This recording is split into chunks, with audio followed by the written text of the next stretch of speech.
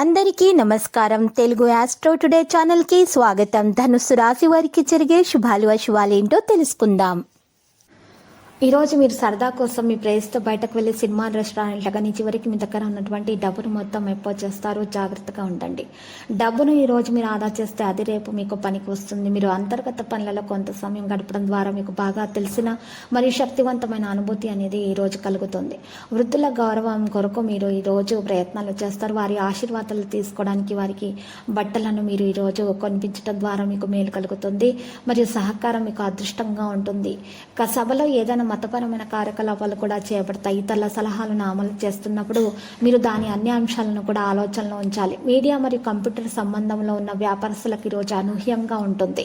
ప్రజలకు సేవలు అందించే విషయాలలో అధికారులు ప్రశంసించబడుతుంది. కుటుంబ సభ్యుల మధ్య ప్రేమ మరియు ఆప్యాయత సంబంధం బాగానే ఉంటుంది.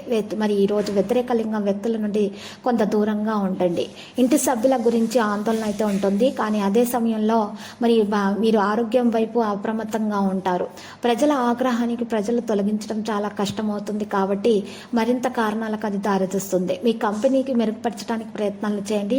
మనసుకు వ్యతిరేకంగా జరుగుతున్నటువంటి పనుల గురించి ఈరోజు మీరు దూరంగా ఉంటేనే మేలు. లక్కీ సంఖ్య 37, లక్కీ కలర్ అయితే పుదీనా. మరి పరిహారంలో ఈరోజు మీరు చూసినట్లయితే చక్కగా పరిహారం కొరకు ఈరోజు మీరు ఉదయాన్నే లేచి తలంటు స్నానం చేసి మరి ఇంట్లో దీపం వెలిగించి సూర్యుడు రాకముందే మీరు చక్కగా మీ ఇంటి సమీపంలోని శివాలయానికి వెళ్ళి పూజలు చేసి దానం చేయాలి.